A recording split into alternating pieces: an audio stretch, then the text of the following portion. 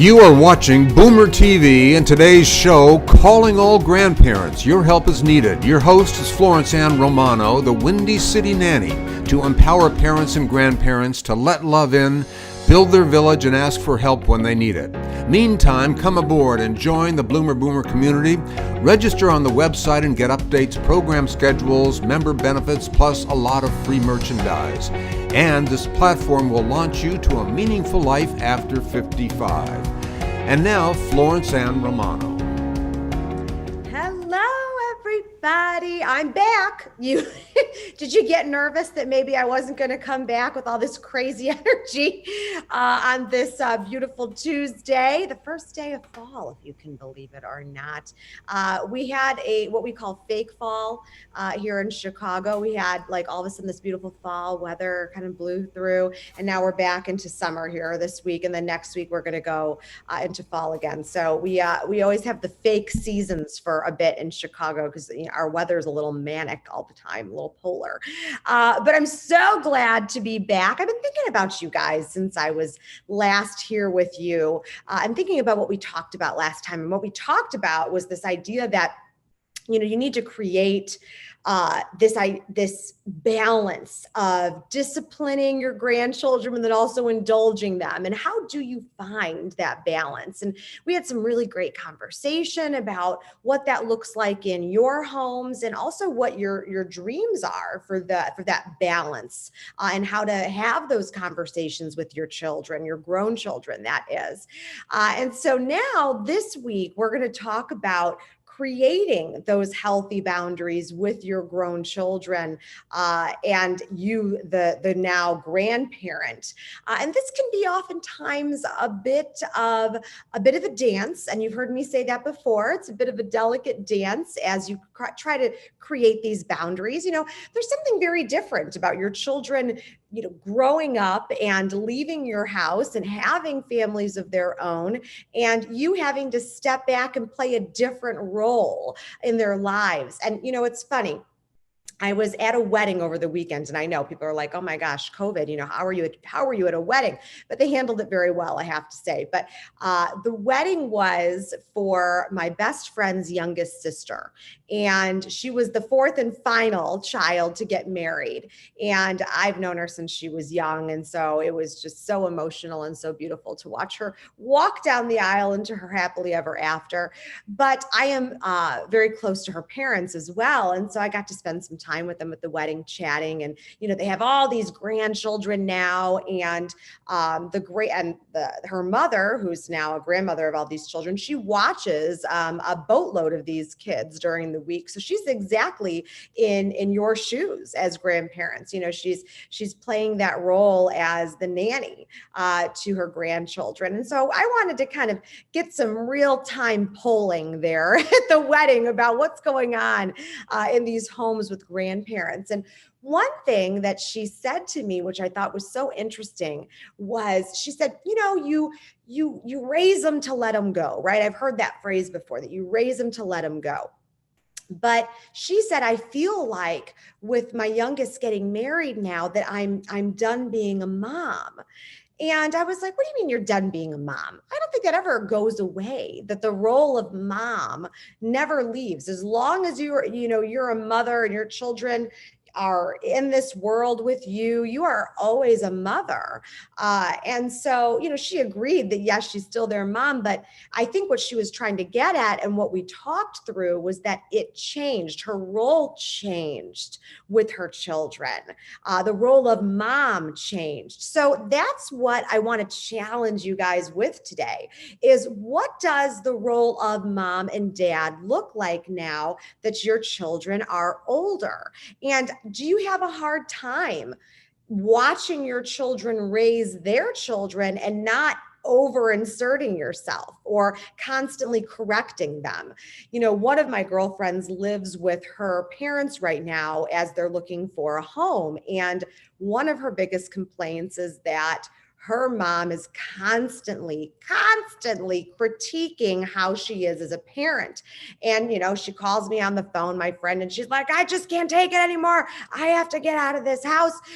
Everything I do is wrong. Everything I do is wrong. And I can't take it anymore. I feel like I'm back living, in my parents' house, which is hysterical to me, but she feels like she's the child again, that she's not a mother, that she's not married, that she hasn't grown up or flown the coop, So I think you can get into that sticky situation with your children, because when you are in those close quarters, whether or not they're living with you, even if you're just the nanny there for your grandchildren, you are kind of forced back into this insular world with your kids. But now there's a lot of weird dynamics thrown into it about, when you should be asserting your opinion, when you shouldn't.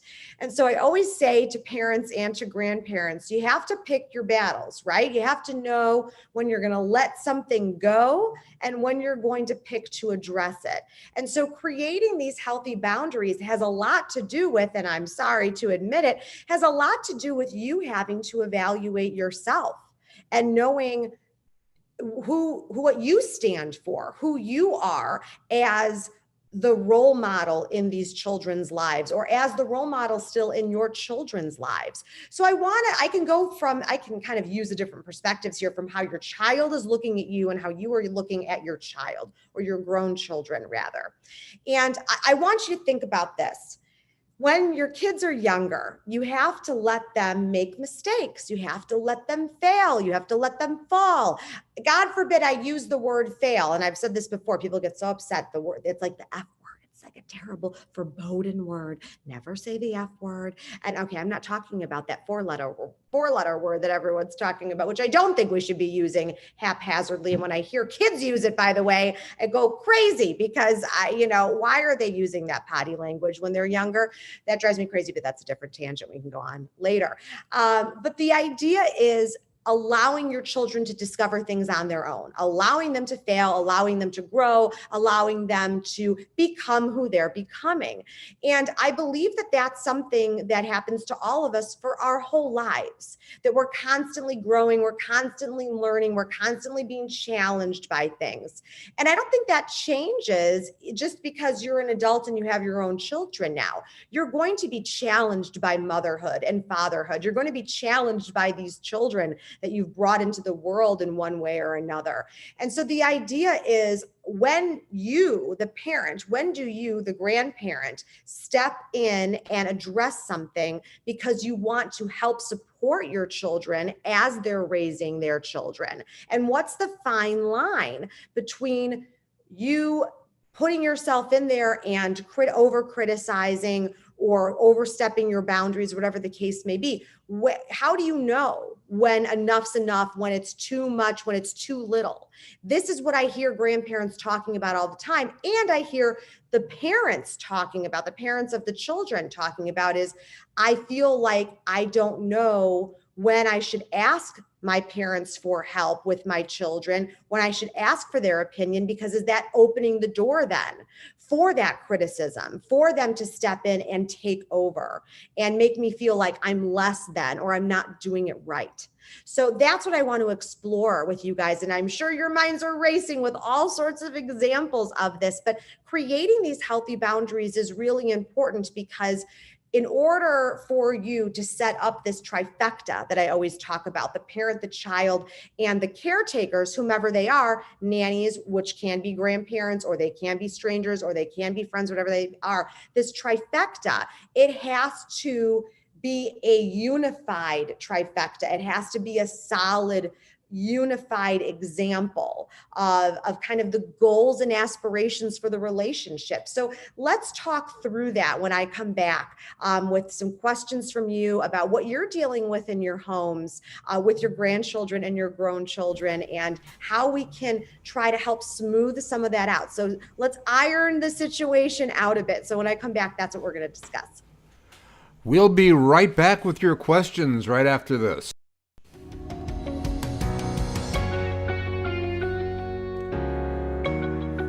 Register on the website and get updates, program schedules, member benefits, plus a lot of free merchandise. And this platform will launch you to a meaningful life after 55. And now, Florence Ann Romano is back.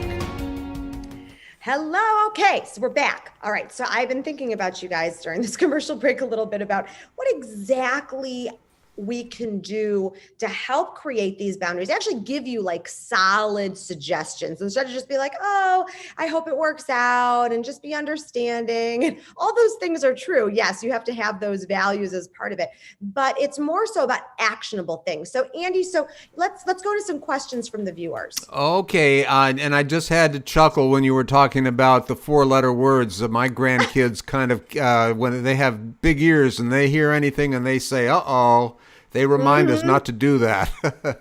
Can I tell you that my youngest sister was so fearful and so phobic of swearing that she used to say the words in her head to make sure she wouldn't say them out loud. It was like this strangest kind of like way of her, not to say OCD way, but it was almost like she had to go through this litany of words in order to keep herself from saying bad words out loud. So you never know how children are going to process, bad words, good words, what they should say, what they shouldn't say. And it's funny to actually see children decide on a way to censor themselves, which is what she was doing exactly. That's right. Well, Paul says that he is always complaining to his wife that her mother is being too authoritarian with his kids. He says, how can I ask her to back off?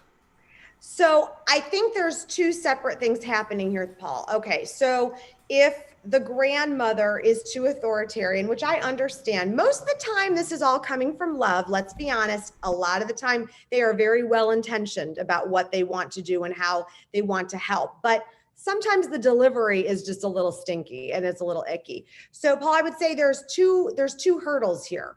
Are you going to approach your wife about your wife talking to her mother, or are you going to approach your wife and then say, hey, I would like to approach your mother together, or I'd like to express how I'm feeling. I'd like you to go back to your mother and have a conversation. So I'd like to break it down into the different ways you could handle this. I'm not saying one is better than the other, but what I think would be helpful and what I think I'm leaning towards as we're talking through this, Paul, is that you would want to go to your wife and express this to her first, and then go to the grandmother, as long as she's open to it. If you think you have enough of a relationship with her where you could sit down in front of her and she wouldn't feel threatened or she wouldn't feel attacked, and actually just have a conversation about the idea that things are not maybe going exactly the way you would like them to go in your home. And here's my key. You never want to attack or accuse or criticize or embarrass or shame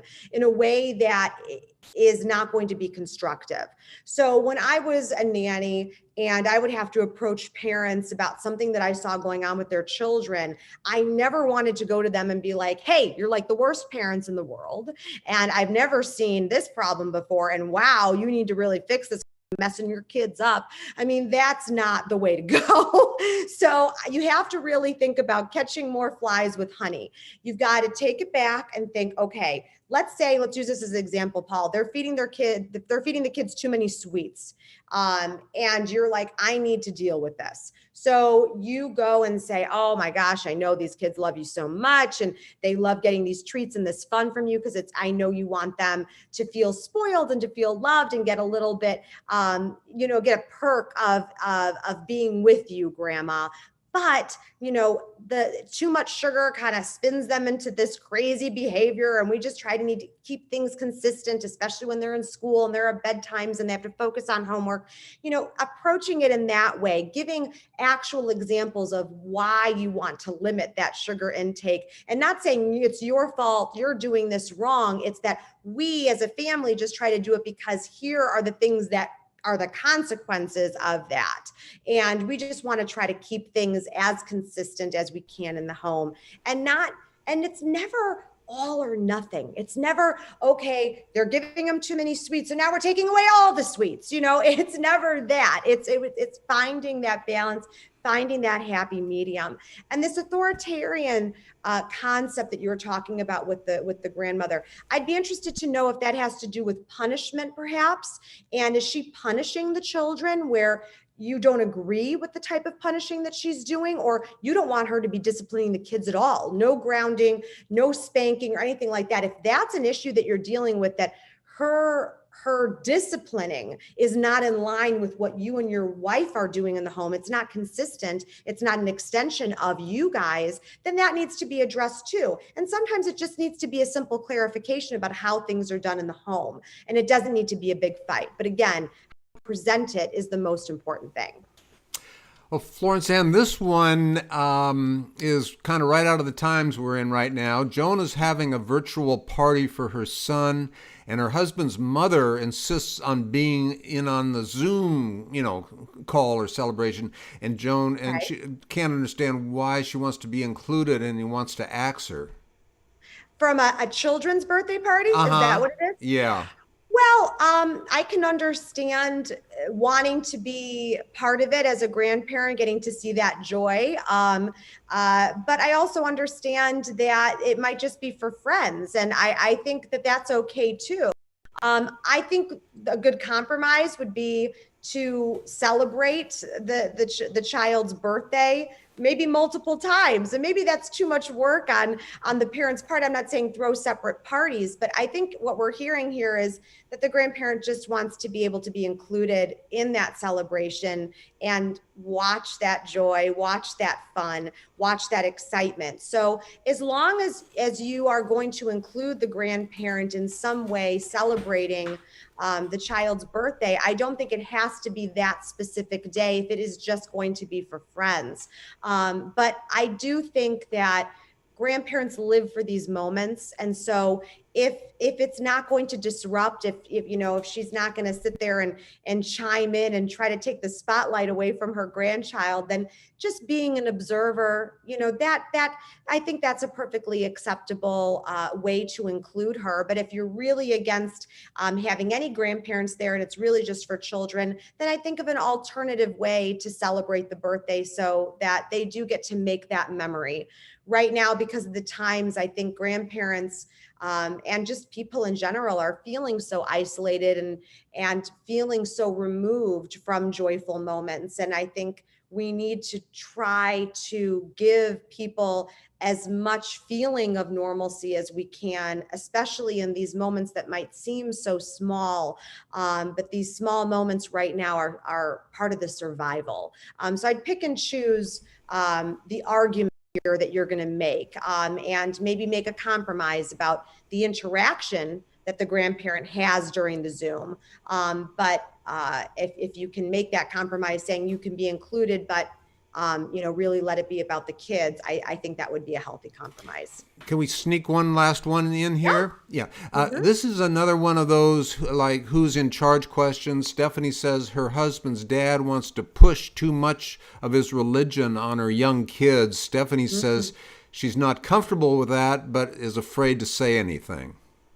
That's a hard one because I do see parents who have raised their children a certain religion or have a certain spirituality or faith or whatever it might be. And then they grow up and they start to discover what faith means to them or their religion means to them in a different idiom than perhaps they were raised. And it's hard for the grandparents to see their children not approaching religion the same way that they did. And I understand why, Stephanie, why you would want to monitor what it is that the grandparent is dispensing in terms of religious talk or advice or things like that. I think it's definitely a conversation you need to have. I don't think it's hurtful. I think if you can approach it with what your feelings about religion are, whatever they might be, and express how it is that you're looking to raise your children regarding regarding that denomination or regarding those philosophies. I think it needs to start with you. I think you need to say, this is what we as a family believe, and this is how we're looking to raise our children. And maybe the grandparent can offer a complement to something in that way, or enhance some of the teachings you're teaching in your home, even if it's not 100% what they would want you to do or how you or your husband was necessarily raised, but there's a coloring of it. There's a complement to it. I think that's a compromise, but there's no way to find out how you can incorporate the grandparents' beliefs and wisdom unless you're going to have a heart-to-heart with them about what it is that you expect from your children as you're raising them regarding values and regarding religion. And religion is a hard topic. It's not just you dealing with your parents with it, Stephanie, I would say. It has to do with, it's a question that I see all parents have to deal with when they're hiring a nanny or a babysitter, is actually addressing that question of religion. And I always suggest to parents to bring up religion in interviews with their potential nannies or caretakers, because if you want them to be involved in that part of your child's life, that needs to be an expectation that's made. And if it's not, that also needs to be communicated. So I think you and your husband should sit down and talk about the values of your family from the standpoint of religion and see how that fits in to the grandfathers. And if there is a complement there, and have a conversation with him about how you guys feel, what you're looking to accomplish, and then see if there's a way to incorporate grandfather into being an extension of your family's values. Well, that's what we have for today. Can you come right back? We'll just take a break and let people know how to reach you, and yep. Any final comments. Just one Sounds moment. Great. Okay.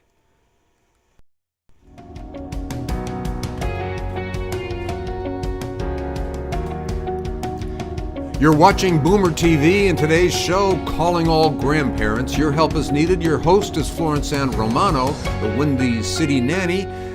Let's get back to Florence Ann. It has been such fun today. I love your questions. They're so real, and it makes me feel so good also to know that what you're experiencing is really is the real stuff. It's the real deal. It's what's being repeated in so many homes throughout our country. And I hope you feel like you're not alone in it. So many people are also, swirling in their heads about these different things and, how to address something, when not to say something. There's so much thinking that goes into it. There's so much feeling that goes into it. So I want you to feel connected to me, and to also everybody else, to the community, to the village, knowing that these are topics that everyone is trying to address, and also trying to gain clarity on, and then also be able to solve. So I hope that's what we're doing here too, is solving these itty bitty problems, or these bigger problems as they come. And it's been such an honor to be able to talk through this, and to be able to take it back to other people, other parents, other grandparents that I talk to as well, and validating their feelings about what you guys are all experiencing. So, until next time, which we are going to talk about personal life and being a caretaker.